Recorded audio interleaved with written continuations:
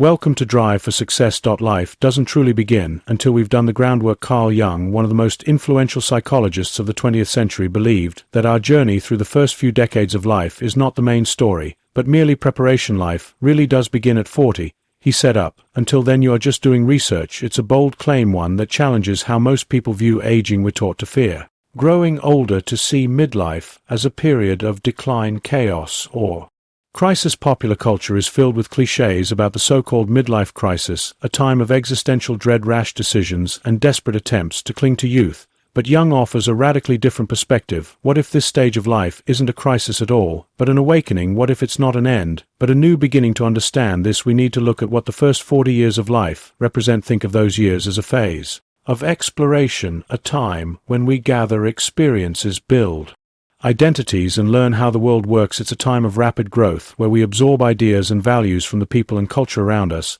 But it's also a time of searching. Who am I? What should I do with my life? What will make me happy? These questions drive us in our youth, yet the answers we find often feel incomplete. In those early decades, we're trying to make sense of life while still figuring out who we are. We build careers, relationships, and families, but often with a focus on external success and societal approval. We're learning, striving, and sometimes failing, and all of it shapes us. Yet, as Jung suggests, all of this is preparation, it's research, it's laying the groundwork for something more profound. By the time we approach 40, we begin to sense that the old ways of living no longer satisfy us. The priorities that once seemed so urgent, climbing the career ladder, fitting in, meeting expectations, start to lose their grip. We realize that much of what we've been doing was shaped by others' definitions of success and happiness, and that realization, though unsettling, is also liberating. It's the beginning of a new phase, one Jung called individuation, a process of becoming whole, of living life on our terms. This shift is not sudden, it doesn't happen overnight, it's gradual, often beginning with small, quiet questions. Is this all there is? Am I living the life I truly want? These questions might emerge during moments of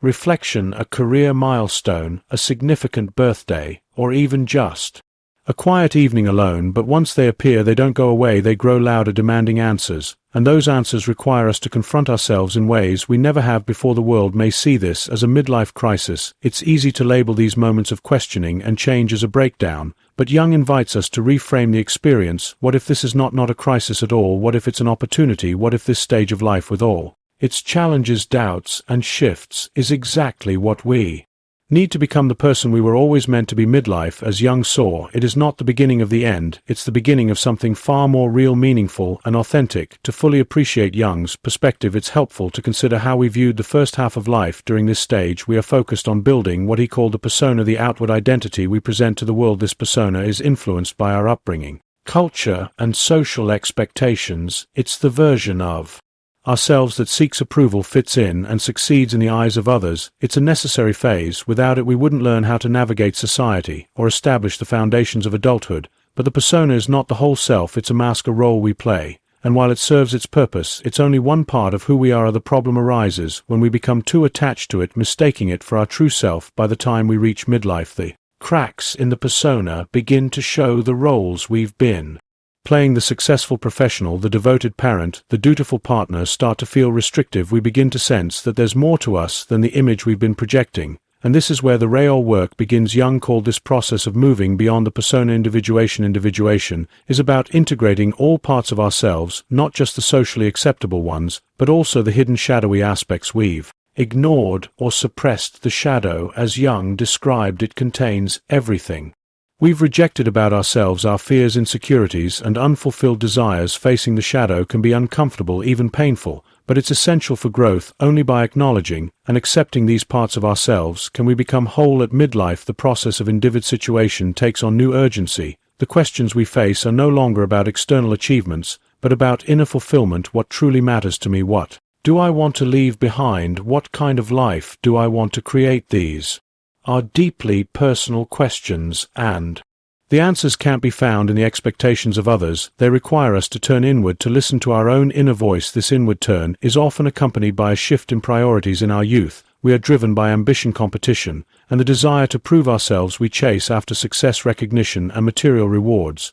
But at midlife, these pursuits lose their appeal. We begin to value different things: authenticity, connection, meaning. Life becomes less about doing and more about being. It's no longer about proving our worth, but about living in alignment with our true self. Psychologists and researchers have found that this shift is supported by changes in the brain. Neuroscientific studies show that as we age, the brain's emotional centers become more balanced, we become less reactive and more reflective, we are better able to regulate our emotions and approach life's challenges with a sense of calm and perspective. This emotional maturity allows us to make decisions based on our values rather than our fears. We stop living on autopilot and start living with intention. This doesn't mean that midlife is without its challenges. On the contrary, it can be a time of profound upheaval. The process of questioning and redefining ourselves often involves letting go of old identities, relationships, and goals. This can feel like a loss, and it's easy to see why some people experience it as a crisis. But as Barry Brown points out, what we call a midlife crisis is often an unraveling. It's a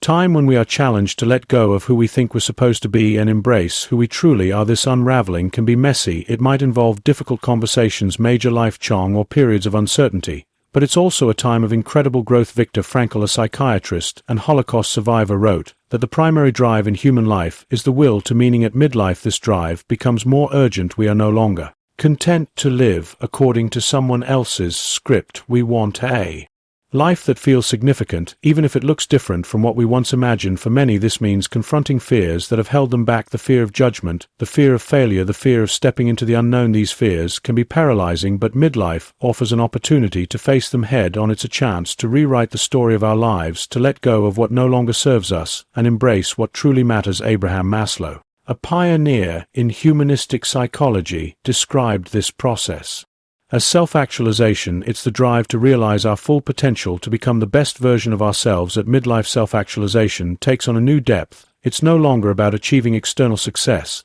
but about finding inner fulfillment. It's about living a life that feels authentic and meaningful. This process is not easy, but it is rewarding. Studies show that people in their 40s, 50s, and beyond often report higher levels of life satisfaction than those in their 20s and 30s. They feel more connected to themselves and others. They are less concerned with what others think and more focused on what brings them joy and purpose. This is the gift of midlife, the freedom to live on our terms. Jung believed that this freedom comes from embracing the full complexity of who we are. It's about integrating the light and the dark, the successes and the failures, the dreams and the disappointments. It's about accepting ourselves completely, even the parts we find difficult to face. The most terrifying thing is to accept oneself completely, Jung said. But it is also the most liberating. Midlife is not a time to despair over what we've lost. It's a time to celebrate what we've gained: wisdom, clarity, resilience. It's a time to build a life that reflects our true selves, a life that feels real and whole. It's a time to stop researching and start living. In this sense, midlife is not the beginning of the end, it's the beginning of something far more profound. It's a turning point, a chance to step into the life we were meant to live, and while the journey may be challenging, it is also deeply rewarding. Life really does begin at 40, not because we have all the answers, but because we finally start asking the right questions.